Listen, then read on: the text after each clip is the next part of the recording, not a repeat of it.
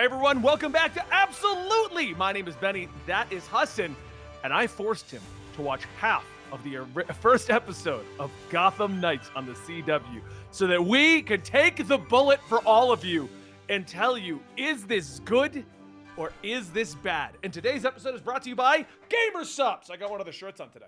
Gamersupps. Use the code COMICS at checkout. Get yourself 10% off of your order. Every Friday, they're doing mystery waifus all the month of March. Plus, as usual, it's how we get our crazy amounts of energy here at the team. Right, Hassan? Yes, sir. I'm bouncing off the walls, dude. Gamersupps make me crazy. Woo! Yeah. All right, so Gotham Knights. Let's do our quick initial impressions, because you got halfway through it. I told you we're just going to film this, because you've already seen a lot of the clips and what's going on. My initial impression of Gotham Knights, and I'm going to start going a little deeper into a couple of things. The premise actually isn't bad. I thought the setup actually played out very well. The introduction of this terrible additional son of Bruce Wayne actually kind of half worked, because basically they created a son that is the more pompous, I grew up not as Robin, but as Bruce Wayne's son kind of a situation. Which also explains why they didn't have one of the traditional Robins, because they wanted to have a son who wasn't aware. The introduction of most of the characters worked very well. My biggest complaint with this is it has terrible writing written all over it. And in the standard CW fashion, it almost feels like there was an actual script here with a viable Elseworlds plot. But it was only 20 minutes long, and CW's like, all right, time for us to pad. Yeah. No, I definitely feel similarly. Its shot composition's really good. It's like I would say it's more Superman and Lois as far as budget is concerned, where it's a CW show. But hey, it looks really pretty, and it's shot a lot more intentionality. That's always cool.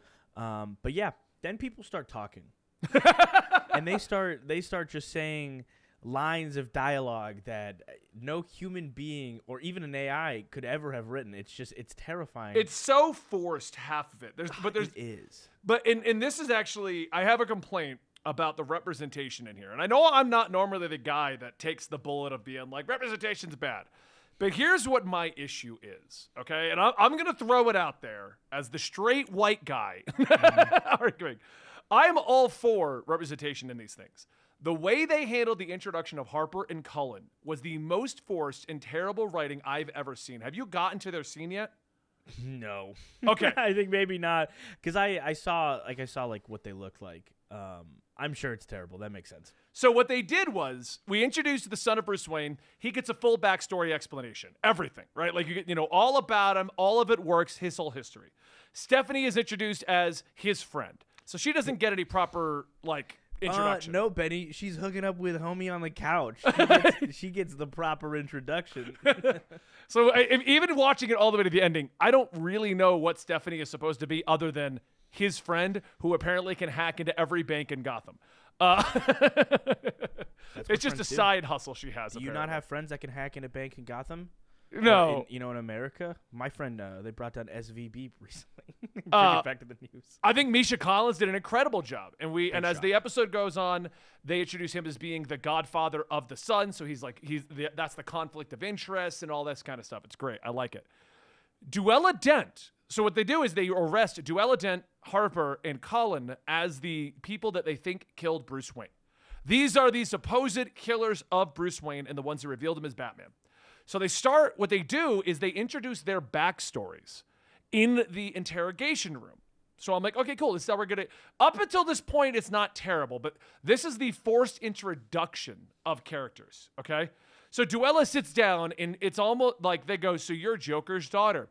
And she goes through like a 2-minute monologue about how mommy got ditched and we got thrown in Arkham and he ran off with Harley. Okay. They give her whole backstory. You're like, okay, that works. That works. Then they move over to Harper, and that's when I remembered I was watching a CW show. Because it's the introduction is handled in the manner of, there's good cop, Misha Collins, bad cop, okay? Bad cop's just the to everyone. And he looks over at her, and he's like, so you were abused by your father. And she's like, well, yeah, that's what happens when you're bi. You get abused by your dad. And that is her introduction, and we move on. Not a great Not a great piece of dialogue. No, she gives a little more background to it, like why she was abused and ran off because she's bi, and that she's watching Cullen. And I'm like, okay, that was pretty cringe because you're basically obviously you want to have bi representation, and that's fine. But your introduction is because she was abused, she's bi. Like that's not great dialogue. That's not a great way to introduce a character. But okay. No, and in general, like representation's great, but CW is not a champion of good representation. They did, a gay romance on several of the Arrowverse shows. Like one that comes to mind is like really, really poorly put is the Supergirl one, where Alex Danvers is written like at first kind of interestingly, and then overall became like a gay stereotype with not a lot of depth and not a lot of nuance to her character, and her character doesn't get to grow much more. Or Sarah Lance on Arrow, who has like an incredible romance on Arrow with Nyssa Al Ghul, like a really, really well written one. Then she goes on to Legends, and Legends is more fun. Legends is way more camp. I saw a skit related to these. Sorry, go ahead. You can go ahead. No, so I was just saying that like Evelyn Sharp gets introduced, and then they have a romance. But rather than building off the building blocks of this is Evelyn's first gay romance, but it's not Sarah's, and Sarah's been in a serious relationship before. Yeah. They do this very like, I've never been with somebody seriously before. Evelyn, like they double back, or Ava Sharp, not Evelyn Sharp. They double back to it, even though they've already done this storyline, and that kind of like diminishes the value of it. But yeah, representation and poor writing is. Well, they get worse because the issue I have with this style of representation is it's the. Well, for Harper, they're basically relating that she's bi because of the abuse from her father, potentially, is what they're kind of relating it to, which I think is a very bad representation. It's not how that works. But they're also because you're that. But they also throw it out there as like this is her one defining character trait, which always bothers me when you bring in characters like this, where their one defining character trait is that you're the LGBTQ representation, or your one defining character trait is you're the token black guy. That used to be a 90s thing. We'd have the token black guy we need him in every movie, but that was became a joke. It was so bad. So it gets worse with Cullen though, because the bad cop opens up trying to dead name Cullen so that we can introduce Cullen as being trans. And then Cullen's introduction is that Cullen is a trans man, and that has led to Cullen and Harper trying to rob things, like become crooks. And I'm like, so you just basically took your two characters that you created that you've changed quite obviously for representation, which is fine. I'm actually okay with that. But you've made their introduction. That is it. That is all they are. No, and it's like, okay, what's the most recent representation of Harper Row and Cullen that you've seen in like media? It's Young Justice. And Young Justice introduced them as a classmate first, as a classmate to Halo, right? Shows they have destructive tendencies because they're like out shooting a gun after school and they're messing around, and it makes sense for the plot. And then has them give a drunken kiss to Halo, which, shows their sexuality a little bit. Then they go into their home abuse, but it's like nuanced and well written, and it's like at no point are you like, that's gay implementation. It's like, no, that's just a really interesting story. Our creator actually brings up, I forgot this line, but the line was, my dad was fine watching lesbians and porn, but when one lives under his roof, he wants to beat her or something along those lines. Like this is the writing that they were putting out there. And what kind of irritated me about this is Harper and Cullen are interesting characters in the comic books. And they boiled their entire character traits down to the LGBTQ representation and then didn't really go any farther with it. Like, they didn't get more screen time or they explain things. And maybe it happens later in the season. Right. But episode 1, instead of introducing them and a lot of their motivations, they kind of spin the motivation being, well, she's bi, he's trans, and that's why they teamed up with the Joker's daughter. And you're like, huh? Yeah. No, and that's like the CW's inherent problem with writing. And it's the dialogue, like the dialogue, like that was the worst in my opinion, but the dialogue only went downhill from there. Yeah, it's just like a lot of like, and not to, I don't want to crap on the show if you love the show. Misha Collins is in it. Okay, I'm not. He did a great job at the level. Oh, of course he did. He's Misha Collins. This and is not I his actually first want to rodeo. say, I thought this kid was going to be terrible, but I think his name is Turner, the son of Batman.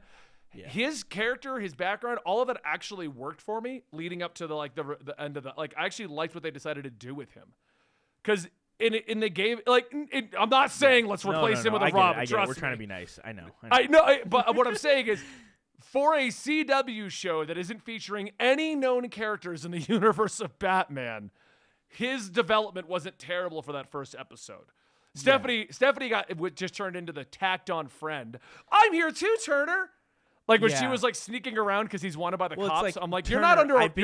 It's my favorite piece of dialogue. I've been your friend since we were 14 years old, or since we were kids. It's like the really forced, excessive expository dialogue. Like who talks like this? Hassan, I've been your friend for 2 years, man. So come on, Benny. We've been friends for 2 years. Like they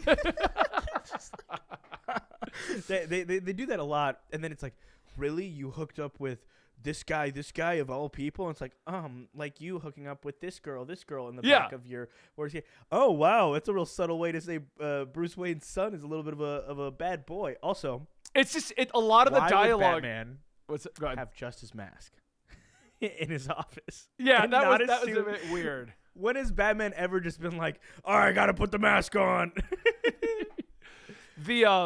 That's my big issue. The premise, the camera work, a lot of that worked. But then you got into what was obviously the writers wanting to force down a lot of exposition into episode 1 because they're like, well, we have characters that no one knows about, so we need to make you care about them. All episode 1. What I would have preferred, and I think it would have done better, just really focus in on, Duella. Don't really explain Joker's daughter, Harper or Cullen. Let's focus in on Turner being accused and possibly being linked to them. And then focus episode 2 on their backstory so that we give Duella, we give Harper, we give Cullen time to breathe and show his characters instead of the most blatant exposition dumps to be like, this is who I am, my one trait. Duella's Joker's daughter. We need you to know that. They probably knew they were getting 1 season the moment production started. There's no way they thought they were going to get more. Maybe a 2-year turnaround? Maybe less than that. They've known for a fact they weren't going to get any more, so they're like, how much intrigue can we shove down the throats of this so that our only chance at this ever becoming a thing that we all get to do for a job for longer than 1 year is going to be if this becomes the biggest smash hit on television. So we're going to write the greatest pilot ever. We're going to explain every single character, and it's going to be amazing. Well, they missed the mark Badette Geek at our chat here says Turner Hayes is a combo. He's the orphan who saw his parents murdered, Dick Grayson, grew up in the slums of Gotham, Jason, and he's friends with Steph, Tim. He's the amalgamation. Oh my God, I love like pivotal to their backstory. Dick Grayson watched his parents murdered. Jason Todd grew up in the slums of Gotham. Tim Drake, his friend is Stephanie Brown. They hang out. They go to the mall sometimes. My verdict on Gotham Knights is if you're cool with the dialogue and behaviors of CW, I would put this on par with early Gotham. It's not terrible, but it's not trash. If you already dislike the way CW handles dialogue, the heavy-handedness and that kind of stuff, this is not going to convert you. Not at all. Nope. For that, you can tune into Superman and Lois. Yeah, Superman and Lois might convert you. Yeah. Gotham Knights will not. This was written as if this reminds me of I can see the board meeting. All right, we can't use very many of the Gotham characters anymore, but we still are able to use the location of Gotham, right, Mr. Kader, our co-CEO? We can do this. We can write a script, I promise you, okay? So here's my idea. We're going to use Robin, Dick Grayson. Here's my idea, Mr. Kader. Take Riverdale. Okay. Take the show Gotham, okay? Yes. I got it. And then ask DC who the hell we can use and put it in the show. Okay, got it. Okay, I wrote a plot. How about we use Dick Grayson Batman? No, we can't use it. We can't use that Robin. Dang it. It's okay. What about Jason Todd? No, can't use that Robin either. Damian Wayne? No, he's going to be in a movie. They don't want us to touch what him. about the gay one? Tim Drake? No, that's still up in the air. We already got the gay character, so we don't want a gay character on the show. I was watching Fairly Odd Parents last night. How about Timmy Turner? Yeah. Turner. I like the name Turner. Let's put them all together. We're going to make our own Robin. Fantastic. And you know what? I don't think they're using that Carrie Kelly girl from the Dark Knight series. Let's put her in there. We'll make her Robin. Is Carrie Kelly? Trust me. The deep dive people over there in the world of comics, they're going to love Carrie Kelly. Okay, sounds good. What if we make Bruce Wayne's daughter sleep with Bruce Wayne's son sleep with Joker's daughter? What do you think about that? Oh, I like where that's going. We're going to do that one. And we don't have a lot of budget, so we're just going to make the Batman mask no Batmobile. We'll even make it a joke that Carrie Kelly's using her mom's van. Yeah, of course. You didn't get to that expensive. Scene. You didn't get to that scene, but she comes. Wait. I know what we should do with our extra money. I think we should hire Misha Collins. Oh yeah, no, I think he'd be great as the DA.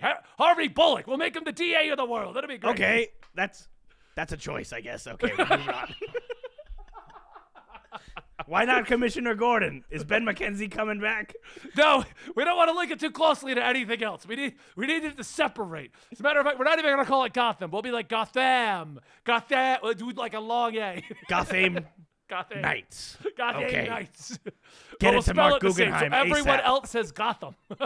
Okay, for the dialogue, I need Guggenheim. I need Mark Guggenheim in the room right now. No, you know what? We're not even doing that. I'm gonna have 21 monkeys write the script to this.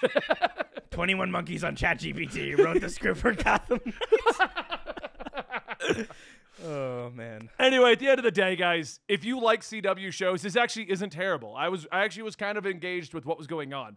The dialogue kept ripping me out because you could tell the well-written scenes versus somebody in corporate coming down and being like, "We need representation on these levels, so make sure we do it." Yeah, this show's so bad. Yeah. Guys, it's exactly what you thought it was. And the thing is, if you love it, keep loving it. You're the target demographic. When people crap on something you enjoy, ignore them. You're the target demo. It's not for us. It's for No, you. not at all. So go out and go watch Gotham Knights starring Timmy Turner Hayes. If this video blows up, I will keep watching it until I finally lose interest, but you may get solo reviews from me. I couldn't get Hudson to finish the episode, apparently. I just forgot. I started it when I woke up and it's 15 minutes before the show. So, okay. All right, guys. Hope you enjoyed today's video. We'll see you next time right here at Absolutely.